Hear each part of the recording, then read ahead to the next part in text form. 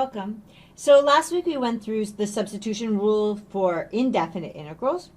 And you could actually go through, kind of like with integration by parts, you could go through the entire process, integrate, and then put your bounds in at the end if you want to do this for definite integrals. But also, and this ends up getting a little confusing to students when people kind of learn this, and then they also learn the method that I'm going to show. And so we just keep very close track of which method you're using and what variables are what. And so you're going to see certain things. I'm going to do I'm going to label my bounds as to whether I'm talking about x or u, so that you're putting the correct bounds into the correct antiderivative, which is really kind of the key point. Okay? So let's go through the substitution rule for definite integrals. So this is the substitution rule.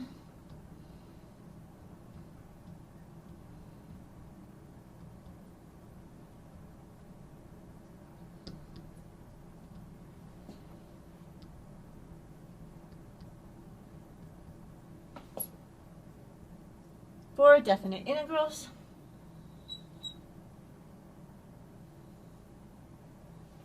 Okay. So what we wanted to have, so we're going to suppose that we have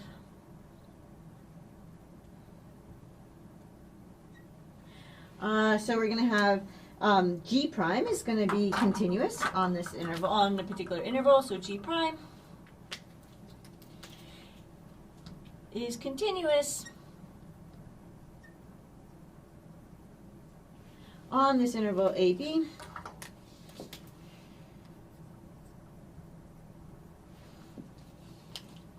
And we're going to have that F is going to be continuous on the range of, so F is continuous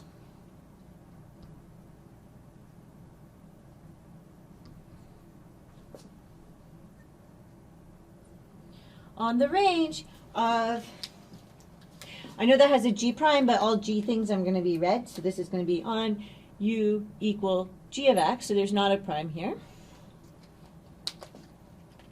Okay, so this is our setup. If we need to be in the setup in order to be able to do what we want to do, then we're going to have that the integral from, and see, I'm going to be very clear here that when we're talking about my bounds being x equals a to x equals b. Okay, so those are x bounds. Okay, and then I'm going to have f. So this is, this should look familiar from when we learned about substitution before. So this is, you have your outside function and your inside function, and the derivative of your inside function should be next door, like this, right?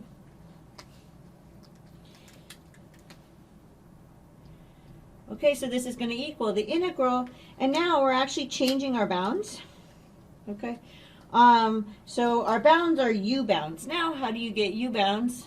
You plug in your old bounds into your u function. Okay, so these are going to be our a and our b. And then we have f of u du. So we have f of u du. So now we're integrating with respect to u instead of with respect to x. Okay. So this is the rule, and then we're going to go through an example so that you can actually see how it's applied.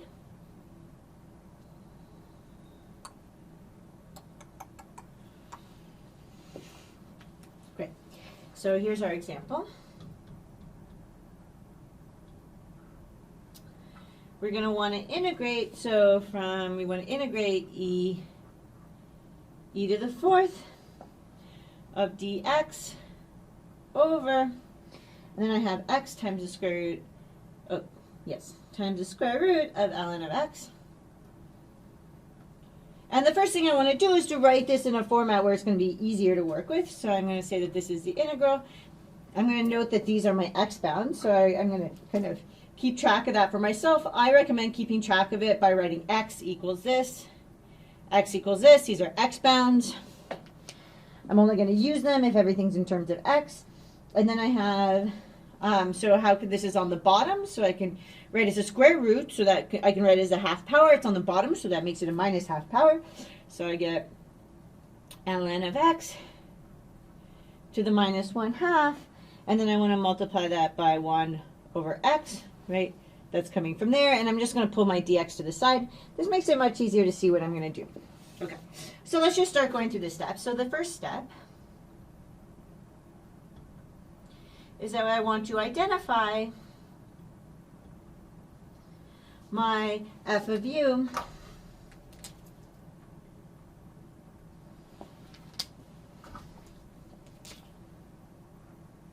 and my u of x. Right, so I need to identify my outside and inside functions. This is very similar to what we were doing before. Okay, so looking at this, so my inside function, I usually think it's easier to do my inside first. Okay, so this is my inside, like my u equals g of x, right? And then this over here, right, so this should be my g prime of x. So this is a good substitution problem because I have my derivative next door. So that's all good. And then I can actually see that this gives me the u to the minus 1/2 power. Okay, so this kind of outside part here is going to give me that I've got u to the minus 1/2 there.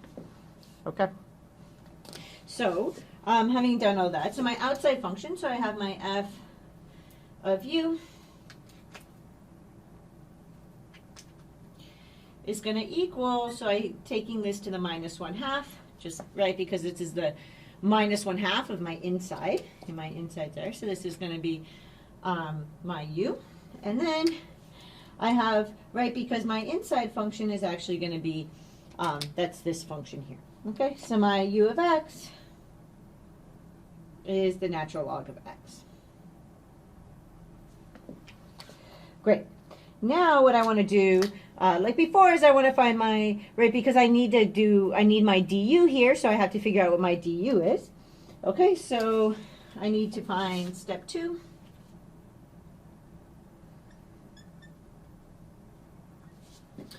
Is that my du is going to equal, so I have to put in my u prime, or my g prime. So this is going to be my u prime of x dx. Okay, here's my u, so I have to find my u prime, which is just 1 over x. Okay, so I'm going to get that here, so this is just going to be du is going to equal, so I'm taking the derivative of u of x. So I just get 1 over x dx. Okay, and then the last step that I do here is I want to solve for, right, because I'm going to want to replace in here everything and to make it in terms of u, just like we did without bounds, okay?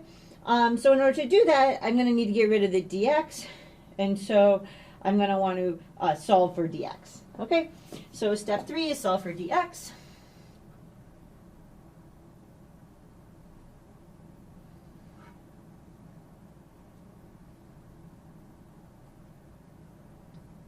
And when I do that here, I just get dx equals x du.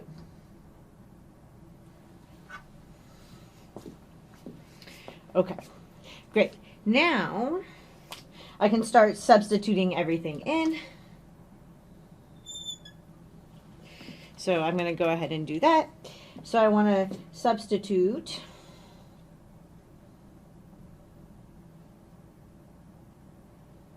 I'm going to actually write over there.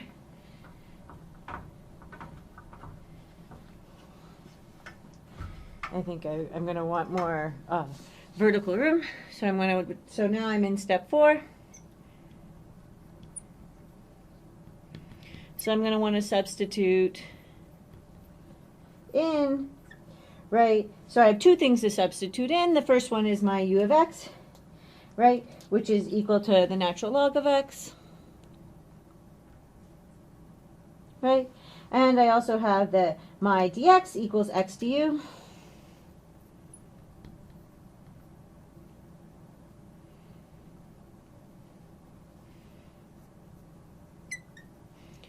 So I want to substitute these 2 things into the integral and change the bounds.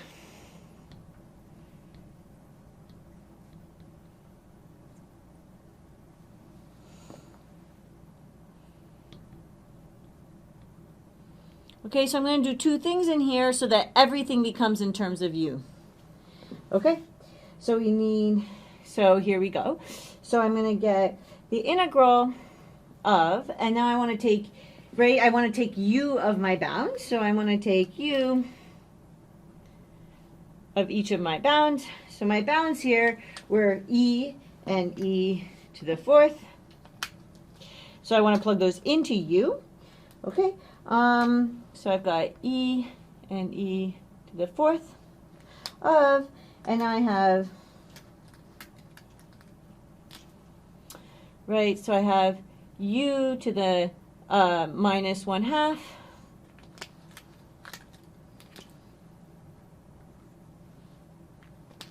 And then I have, right, and then I still have my 1 over x from before. And then I have, and then the last part, so I want to go x du. This came from my, replacing my dx. Okay?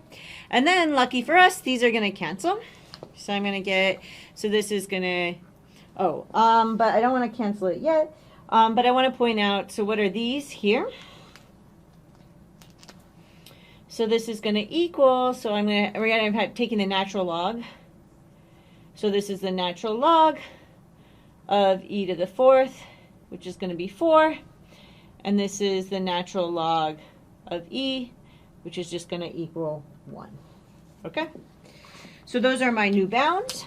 And now I want to cancel until everything's in terms of u. So that's the next step. So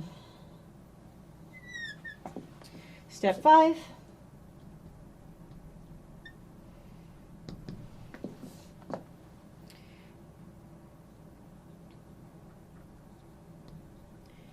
Cancel until everything is in terms of u.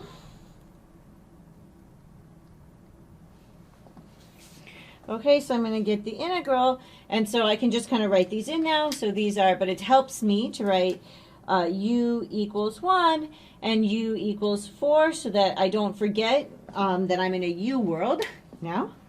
Okay, and then these cancel out very nicely, so I'm just going to get, now I have u to the minus 1/2 du. Okay, great. Now, the last thing I need to do is just to integrate. So step 6, integrate with respect to u. So don't get confused by that.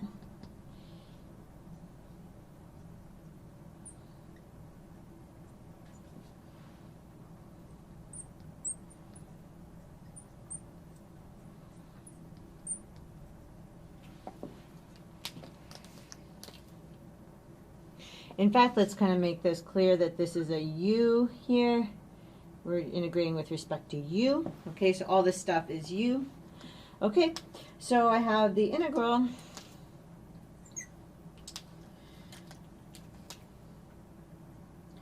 from u equals 1 to u equals 4 of, and then we're going to have a u in here and a du. So then we want to put this, so this is to the minus 1/2. Is going to equal, and this is just a u integral, everything's in terms of u, so I can integrate it just like normal. So I'm going to get, right, so I want to have 1 over, so that power minus 1/2 plus 1 times, and then I have u to the minus 1/2 plus 1. And then I want to evaluate at my two bounds, which are u bounds. So this is good. Everything's staying in terms of u, so that makes sense. U equals 1 to u equals 4. And so then I can just kind of write this a little nicer now. So this is 1/2. It's on the bottom, so that becomes 2. So this is 2. And I have u to the 1/2.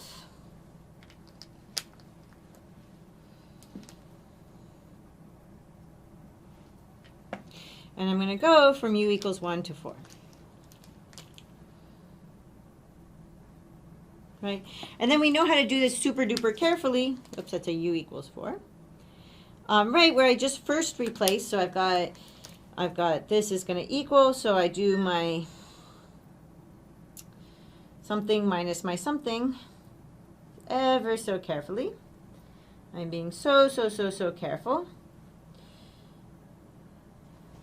Okay, where I write, so I write 2, and then this goes to the 1/2, and 2, and this goes to the 1/2. Okay, and first I put in my 4, and then my 1.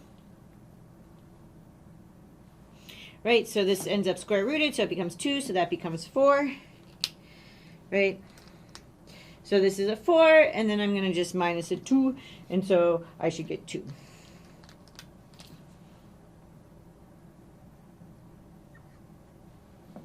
And that's my final answer.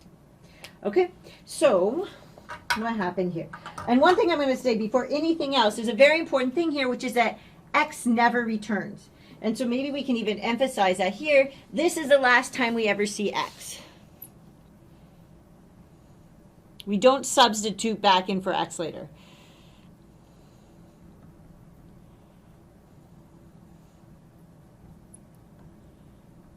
Right? It does not get substituted back in. Okay, that's like a top mistake that students make.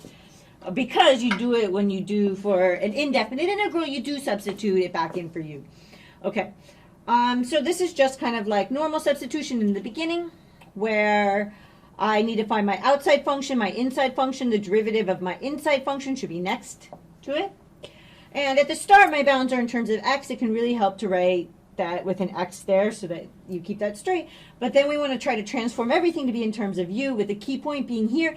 It's never coming back, okay? X never comes back. Okay, so my outside function, my inside function, I have to take the derivative of my inside function to figure out what du is. So du is going to be the derivative of the inside function, dx. The derivative of ln of x is 1 over x, so I have du equals this. My favorite way to do this is just to solve for dx and then put that in. Okay, so that's what we did here. And now once we've got kind of, and we put in things in terms of u, you can also kind of, you need to put your bounds in. As we switch everything to be in terms of u, your bounds need to be in terms of u, so you need to plug them into the function. So that's what we're going to do there. And so now I have my bounds are in terms of u, my functions in terms of u. I can integrate with respect to u. So that all becomes very clear and easy. So here we go. We just integrate with respect to u. This is a minus 1/2 power, so I can just add 1, and then I have to put in my bounds, and then I just work this through, where I kind of do this carefully with parentheses so I don't make any mistakes. Okay, so key point, once x disappears, it never comes back. So that's a good thing to kind of keep in mind through the whole thing. Great. So I hope this was helpful, and I will see you in the next lecture.